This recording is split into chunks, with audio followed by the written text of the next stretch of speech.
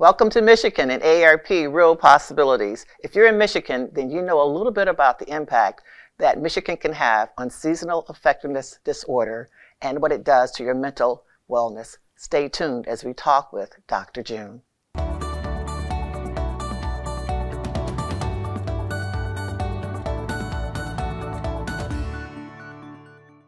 I am so happy to have you back with us again. It's been way too long since you visited Real Possibilities. Yes. It had, but you've been very, very, very busy doing all sorts of wonderful things and taking care of the whole wide world and educating and informing people. And I still use your quotes, Dr. June. Anytime someone goes to the doctor, you told us to ask two questions. One, what is this medication going to do? And number two, what's the plan for getting me off of it? I love that. But today we're going to talk about something different that's not as tangible. We're going to talk about the seasonal effect that Michigan can have. Post-COVID, the dark days, the gray days. That's also something people should be very aware of as well, correct? Oh, very much so, especially now. And so talk with us a little bit about what the seasons can do to someone who's at home, someone who might be fighting social isolation, and some of the challenges they have just being alone. Well, there's a lot to unpack just with that. Just go for it. But without even addressing like the isolation that comes with illness and the pandemic, there is something called acronym SAD, which is Seasonal Affective Disorder, which is alive and well here in Michigan. And that involves when there's more cloudy days or the weather is such that you spend a lot more time inside and the light levels are lower.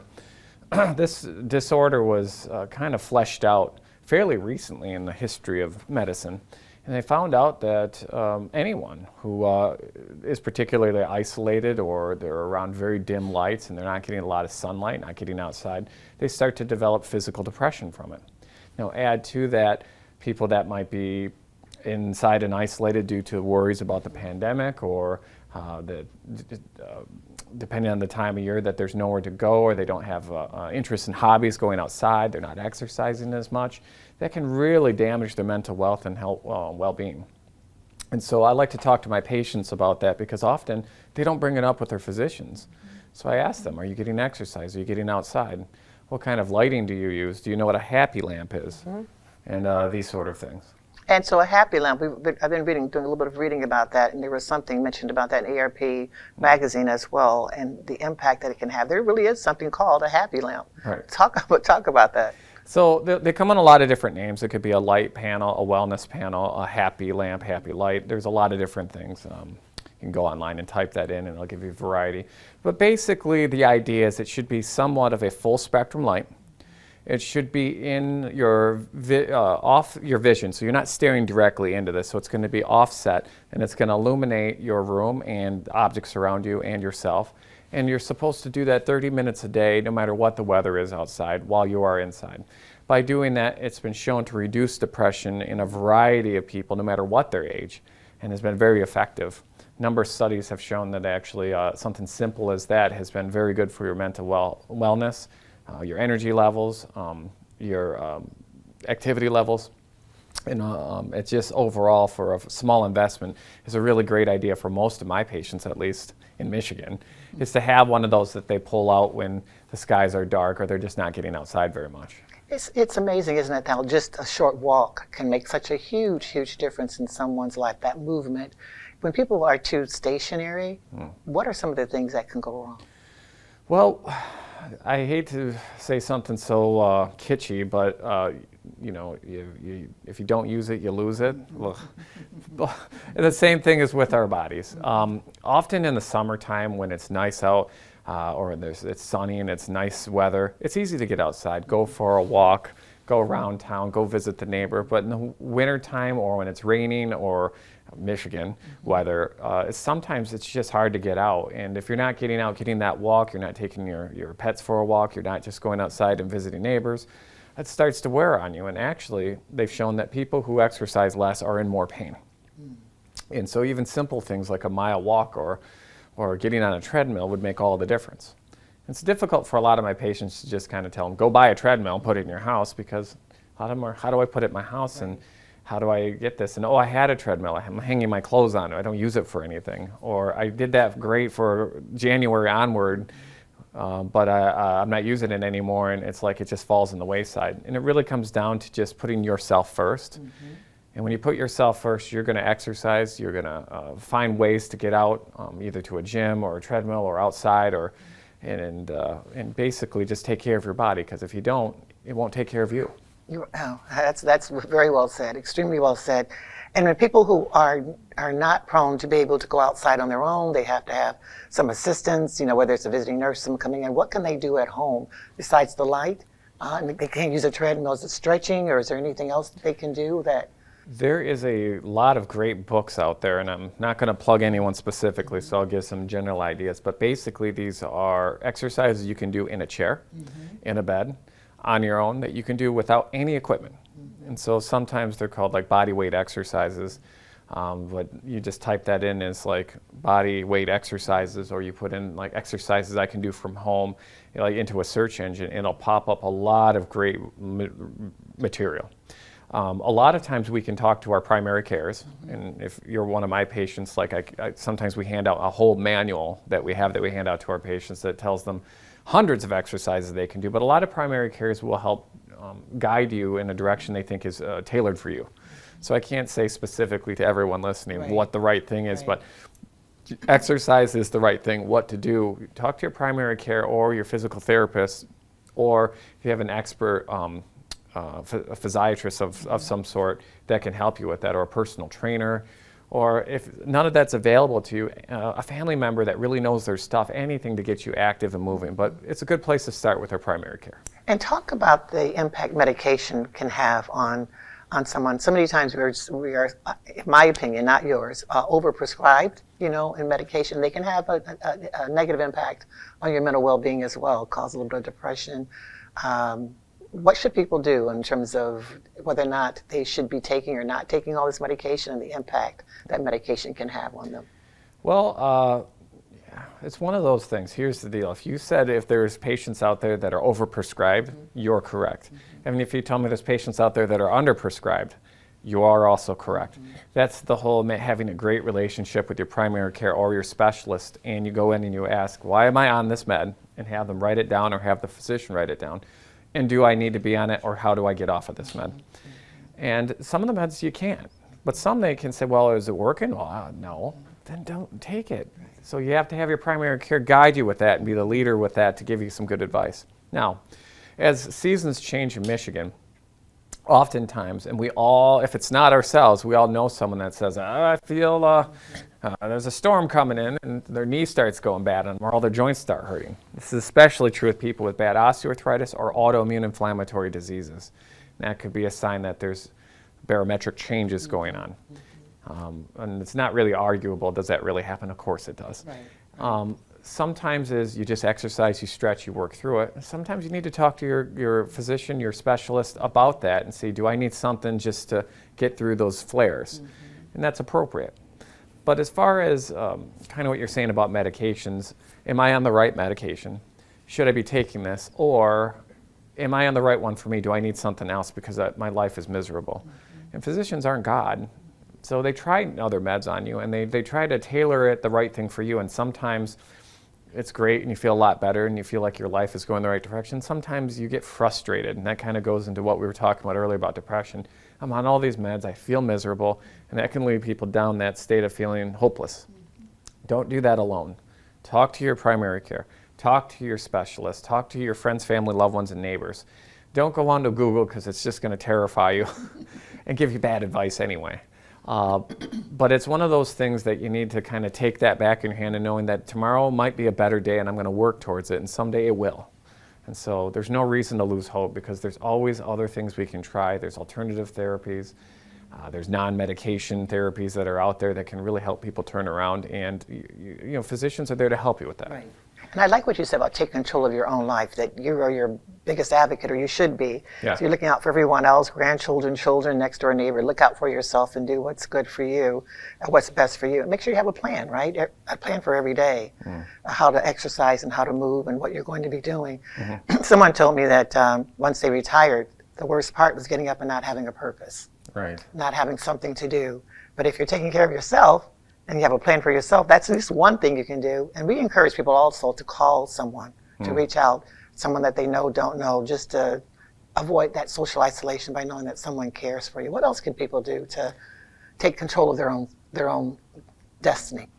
Well, when I first started as a fellow, when I was getting into rheumatology, I came up with a probably not too appropriate saying, is that the leading cause of death is retirement. I had a lot of patients, and I'll generalize it so it's not, no one specifically thinks I'm talking about them. But I have groups of patients that come to me and they say, well, I finally retired. I'm like, all right, what do you got planned? They're like, fishing. Well, good. What else? What hobbies are you drinking beer?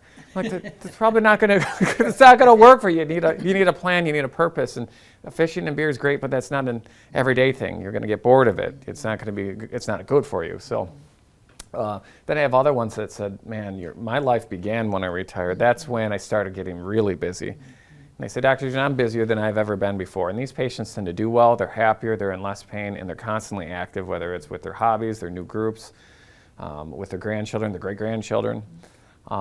I find them that my patients that join groups they wouldn't have normally. I have one told me, it's like, I didn't even like bowling. Now I'm in a league and I love it.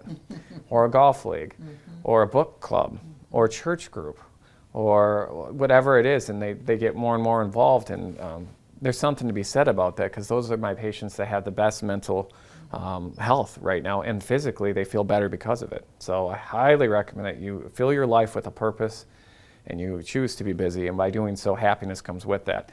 And it won't feel like, oh, I got to wake up and get this stuff done. You're happy to wake up, and then you got a purposeful filled day. Right. And that's the big difference between my patients that are kind of wandering with no purpose and those that have an agenda. Right, and watching television or Happy Days or whatever shouldn't be part of that. Except for watching us on TV. That's exactly, okay. Absolutely. That's how you should be working Yes. out and talking right now and exercising right now. Yeah. You know, there's another part of mental health, mental wellness is dementia, Alzheimer's, and how people may not be able to do, they can still function on their own, but they're not able to do all those types of activities that they once did before. And they're home. Alone or else with someone else.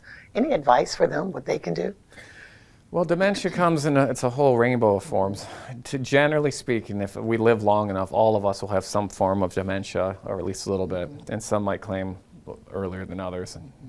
But it can come in the most severe forms that eventually lead to an early death, and other ones which just come with aging, where we're just not as quick as we used to be. Like, you know, the brain, the ticker's just not working like it used to be. So that's complicated. The science of the study of dementia is burgeoning, meaning that we're just getting into it now, finding out, did the medications we had previously work? Does doing crossword puzzles, does that help? Does all of these things? And we're getting past the basics, knowing that exercise, using your brain mentally, and reading, staying active, and eating correctly, all of those are very, very much help protect against dementia. Vitamins, minerals, vitamin D, all of that's a part of it. Fish oils, to some degree, can help. But genetics plays a part of that, too. If Alzheimer's runs in your family, unfortunately, no matter if you do everything right, you might end up getting a part of that no matter what we do. And that's scary, but the science is really following up on that. We're starting to move in the right direction, understanding it.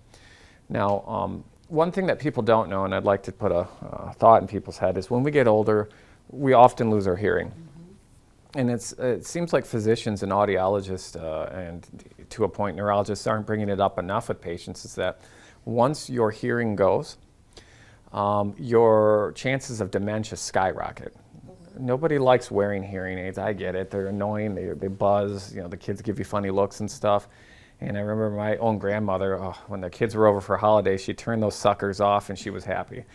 But the problem, though, is with the loss of hearing, it actually accelerates dementia and mortality increases. So very important to our senses, the health of our senses, that we stay on it. We wear our hearing aids. We go to an audiologist. We find a way to get those very expensive hearing aids that are never covered by insurance. But we really do need to focus on that, because that helps protect our brain. By keeping it active, our senses of taste, smell, vision, and hearing all help protect our brain too. So it often gets overlooked, but that's very important, is to make sure our hearing is in good shape. That's excellent advice. That's one of the reasons why we being AARP has been such strong advocates of getting hearing aids covered by insurance or part of Medicare as well. So excellent advice. As a rheumatologist, what are some of the top, I don't want to say ailments, but top issues that you see when people come in? What are the top 2 or 3 things that you find people suffer from? It depends on the age group. Oh, So okay. lately, Well, let's talk about my age group. oh, they're perfect in every way. Oh, thank you. All right. No, for stereotypical patient that I'd see in the office, if we get old enough, just like I said earlier, if you live long enough, you're going to have at least some osteoarthritis, and some people a lot. And I would say that we all know a person in our family or ourselves that's got chronic low back pain, and that can be disabling. That is one of the things that gets people into depression because they can't get up and do what they want to do. They can't run around, they can't bend down, and they're in pain all the time, and they have to think about pain all the time. So it's extremely important to make sure that back pain's taken care of. Oftentimes people can work around a hip pain or knee pain, but it's that low back pain that can be real crippling. Other than that, yes, is osteoarthritis of the hands, the knees. These little joints, we call them the CMC joints in the hands, right in the base of the thumb. That's super typical of my older patients as they get older, using their hands physically. It's because the entire weight of the world is on that joint. Every time you shake a hand, you can actually feel that right there in that CMC joint, and it wears out. And that can make gripping things difficult. And oftentimes we start having to use like special devices for popping jars. And I have another theory is that once we reach a certain age, we are attracted to pickle jars and we want to open them because everyone comes in and says, I have trouble opening a pickle jar. I'm like, you eat pickles too? Okay.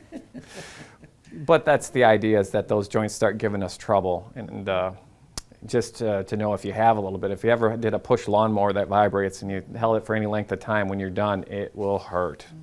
Ache and burn in that area, and that tells you have some pretty good osteoarthritis there.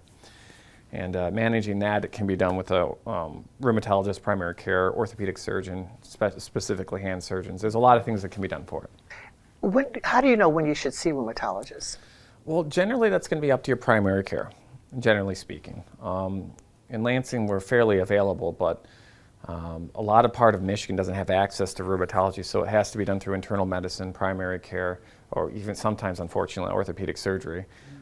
They're great at surgery, but like chronic conditions, they don't want them. So for a referral to come to us, generally speaking, your primary care will handle that. Now, there are instances in which patients, whether they didn't advocate enough for themselves, where family members might want to ask on behalf of their elderly parents or sister brothers or other family members to get them into a rheumatologist when they think that we're just not getting where we need to be for our autoimmune problems or our arthritic problems. Maybe we need another opinion or take it to a specialist. That's when they come see a rheumatologist. And so we do manage, and we're getting much better at it. Chronic pain, osteoarthritis pain. A lot of rheumatologists are using newer modalities that are available to us. And so that includes getting them into physical therapy, injections, certain types of oral medications, or non-medications, such as something we call OMM, which is osteopathic manipulation medicine. And that's a manipulation type of thing where we're actually adjusting muscles, sometimes joints, in a non-aggressive manner. And that can help a lot with people with their various types of pain without having to take pills, which that's been wonderful in our office. And we live in near MSU. That's have an excellent program over there as well. You know, you mentioned before that some of these things can actually be reversed, and that so you don't have to learn to live with it or even minimize the pain. Sometimes it can actually be reversed. I mean, like maybe lower back pain, maybe not. Maybe the certain osteoporosis, maybe not. But there are certain things that can actually change. Yes. I never promise anybody, when it comes to low back pain, that's its own animal. I never promise anyone that it's going to be 100%. All I can say is that it'll be better than where you started once we start therapy. Unfortunately, some people that's only 5% better, and that's worst case scenario. And people are disappointed in that, and as they should be. And we try all sorts of things. It doesn't just seem to help. And we'll go down the list of our many modalities of what we can try. Other people, we've been able to, with a handful of injections, physical therapy, tell me they feel like a whole nother person, and they say, Dr. John, I don't need to see you. I'll come back in 2 years if I need you for anything.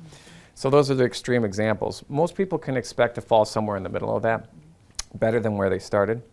but some of that can be reversed, and sometimes we lock out. Now, without getting into all the details, sometimes people do need a knee replacement. Sometimes people do need a discectomy, like a disc in their back taken care of, or a pinched nerve to be widened up again so that they have chronic pain shooting down their leg. It fixes that. That can be done through surgery, and oftentimes people feel pretty good. What I don't want people to get into, and often what they think about a lot of surgeries, is they don't want to get one surgery leading to another, and then they have metal all over their body and they don't feel any better. And most physicians, including myself, none of us want that. We're not going to push people into that direction. So we do our best to make sure that the right modality for the right patient, to try to get as close to 100% as we can, but at least as good as so they can go about their business, live their life, and have, like I said, happiness in their day-to-day living, and so they can live purposefully. And that's a word that we use a lot, but it's so significant, living purposefully. Yes. In order to do that, you've got to make certain you're taking care of yourself. We've got about a minute and a half left, so talk, if you would, just a little bit about the impact that medications, if you're taking, is there any such thing as too many medications? I know people are taking 20, 13, 14 every day. We talked about that a little bit before, but I'll get into that. So the problem is sometimes patients do need that many because they have a lot of chronic and life-threatening conditions. There's a specialists out there, and they're harder to get into, in my opinion, than even a rheumatologist, and they're called geriatricians. Geriatricians are physicians that are specifically aimed at the aging population, and oftentimes their main job is to take people off medications to help them live better without we call it polypharmacy. I adore geriatricians. They're very difficult to find though, so we all are working together to have more of them available in Lansing and greater mid-Michigan area actually. And if you can, it would be good to get an opinion from a geriatrician as we get a little bit older so they can go down that list of meds and either swap them or remove them, and they are excellent at doing that. As a rheumatologist, I do that all the time. We can go down the list. Generally, I'll give them a recommendation because one thing my primary cares don't like is when I screw with all their meds. Unless it's life-threatening, I'm not going to do that. But I will give them advice and write it down, or even call their primary care and see that we're all on the same page, because that's where it needs to be. The patient and all of your specialists working together, and then we can approach that big, huge list and say, what don't we need off this list, and take them off one at a time. And so generally speaking, with most of my appointments, we look down that list and say, did it work for you? Didn't? Try off of it for 2 weeks. Give me a call. If you don't feel any better or different, it's gone, and we'll move on to something else. And patients really appreciate keeping that list low. Absolutely. Geriatricians is something that we've talked about a lot in our medical circles, and they are extremely rare. People don't seem to want to take care or look out for older adults, so we have to look out for ourselves. So that's not a practice that they're readily going to. So we need to make certain we have information like this, right, so that we can take care of ourselves and look out for ourselves. And people are living longer than ever before. 85 yes. years old is the fastest growing age right now, and people aren't planning and taking care of their bodies. They might be financially planning, but not necessarily physically planning, their own physical health and well-being. But it's never too late to start, right? Never. It's never too late to start. So thank you so much for everything that you do, for being here. 2 tips to leave folks with as we leave the program. 2 tips is, 1, no matter what, get outside or get exercise inside and make it a part of your daily routine. The benefits to that are dramatic. The hardest part is getting started. It takes 2 weeks to make 2 weeks to make a habit. That's it. And after 2 weeks of following the same pattern, it won't be difficult anymore. And the second thing is, make a relationship with your primary care and talk to them about all of these main things. And it's okay to be direct with them. Doc, do I need to be on all these meds? Let's talk about it. And that just says, make a great relationship with your primary care and go to your primary care. That's the thing. Excellent advice. Thank you so much. We appreciate you. And thank you for watching Real Possibilities. Chris, thank you for being here with us. People, young people, middle-aged people, older adults, at what age should people start looking at a financial advisor? Well, financial planning is important for all ages as you're starting to accumulate wealth, but really working with another professional, a financial planner, a certified financial planner, really as you're moving from the accumulation stage of life where you're accumulating your wealth, you're saving, really what we focus more on is on the preservation and distribution side. So we're really working more with clients who are near retirement age as they're looking at moving money out of their 401ks over into IRAs and trying to figure out how best to create that income stream in retirement. That's really what our focus is on. That said, financial planning is important, and there's other financial advisors that help with other areas, including savings or college planning. And so is there any such thing as being too young to talk to a financial advisor? Well, I wouldn't say too young, but you have to have a certain level of income or assets because we aren't nonprofits. We have to get paid somehow. So really it's more of just once you start to have something that you value, figuring out ways to best plan for that moving forward. And at some point, we'd like to talk about why you're needing a financial advisor. So maybe our next segment, we can do that. Yeah, that sounds great. And yeah, there's a lot of questions that we can answer for our clients. Like, for example, today, I was talking to some clients and we're talking about whether they should sell their home down in North Carolina, should they rent it out, and how that'll fit into their retirement. Sounds good. And those are all things that you may or may not be able to decide on your own, but it certainly helps to have a financial advisor there to kind of guide you through what the tax implications are of some of those decisions, correct? Right, yeah, it's always good to bounce ideas off of an expert and really work in partnership. Thanks for being that expert for us today. All right, thank you. Thank you.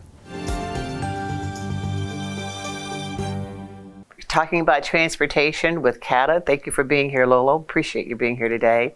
A lot of times people have mobility issues and they can't access CATA, a regular CATA vehicle the way that other folks can. What options do they have? So all of our buses are equipped with wheelchair lifts and access for those who are, mobility challenged and need some assistance in terms of boarding and alighting from a vehicle. And if they didn't want to ride a regular CATA bus, there are other options as well, but they'd have to schedule those? That's correct. They can call our paratransit dispatcher and get those trips scheduled, and that service is, again, curb to curb, arrives right at your doorstep, and you board the bus and it takes you right where you need to go. And so what's the difference in cost and convenience between the regular CATA bus and using the mobility accessible wheelchair ramp or the curb to curb? What's the difference? Fixed route buses are the most affordable. It's either $1.25 per trip in one direction or 60 cents if you qualify, if you're eligible for it. The other option is Spectran, and that is $2.50 per one-way trip. Well, that's very reasonable, particularly with the cost of gas. So when you say 60 cents, what's the difference between if I qualify for the 60 cents ride versus the $1.25 ride? So in terms of our conversation today, 60 cents would be applicable to senior riders, and they would just need to get a CATA card, CATA Club card, and that would be what they show the operator when they board the bus. Excellent. And they get that 60-cent fare. We need to make certain that people know about that. And so the senior is starting at what age? 45? 65. 50? Oh, okay. I was just Yeah. at 65 years old. All right. So that's news that you can use from CATA. Thank you for being here today.